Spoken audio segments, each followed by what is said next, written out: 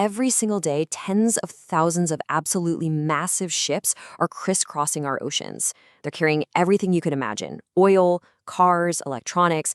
I mean, this is the very backbone of global trade. But, it comes with some serious risk.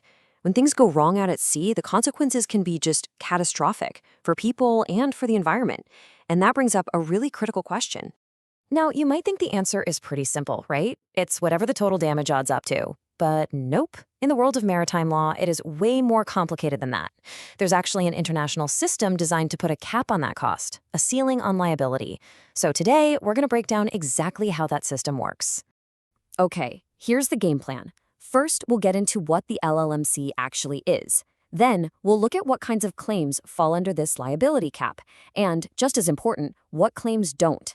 After that, we'll follow the money and see how the financial limits have changed over the years. And finally, we'll zoom out and really understand why this whole thing is so critical for global trade. So, what is this system that puts a price cap on a catastrophe? Well, at its heart is an international agreement with a really long name, but for our purposes, we're just going to call it the LLMC. The LMMC creates what our source material calls a virtually unbreakable system for limiting liability.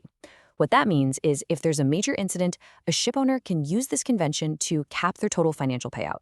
It's a predetermined amount that's calculated based on the size of their ship. It's basically a financial safety net. But the key word here is virtually. So here's the catch. This right to limit liability isn't a get-out-of-jail-free card. A shipowner loses this protection if it can be proven that the disaster was caused by their own personal act done deliberately with the intent to cause damage, or if they acted so recklessly they knew damage was probably going to happen. And let me tell you, that is a super high bar to clear, which is why the system is considered so strong. Okay, so we've got this cap on liability, but what kind of claims actually fall under it? Let's take a look. The scope here is, well, it's pretty huge. It covers the absolute most tragic stuff, like loss of life and personal injury. It also includes damage to property, if a ship hits a port or a bridge. And this is a big one. It covers the enormous costs that come with cleaning up a wreck, raising, removing, or even destroying a sunken ship and its cargo. All of these get pooled together under one limitation fund. All right, now for the other side of the coin. The convention is very clear that some claims are just too important or are covered by other specific rules, so they can't be included in this limitation. So what's off the table? First up, salvage claims. Think of this as the reward you'd pay a rescue crew for saving a ship or its cargo. That whole process has its own set of rules, so it's treated separately. Second, oil pollution damage. This is such a massive issue that it's governed by its own separate international conventions.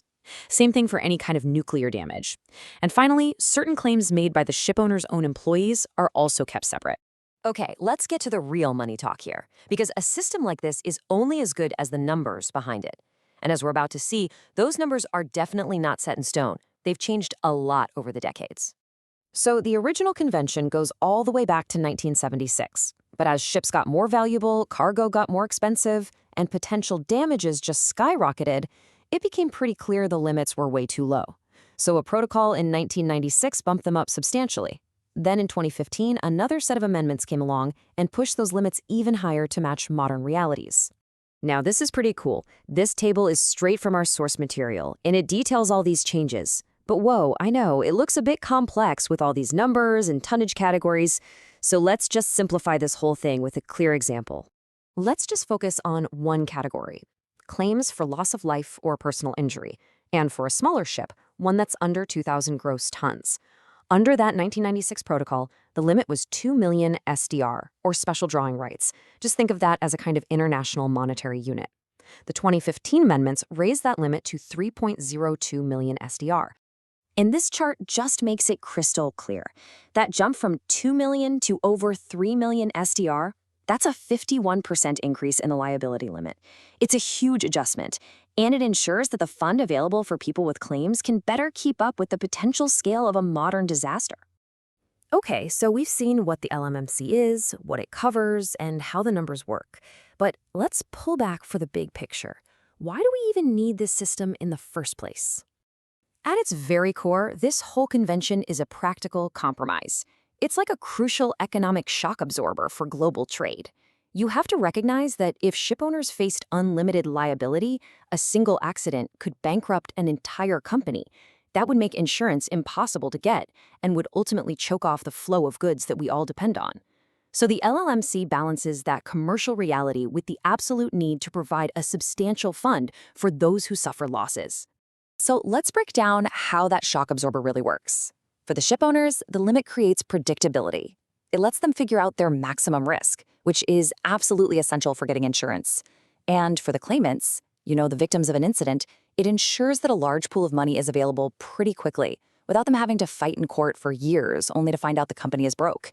It's a system that's designed for stability, and it keeps the engine of global trade running. And that brings us to our final thought here.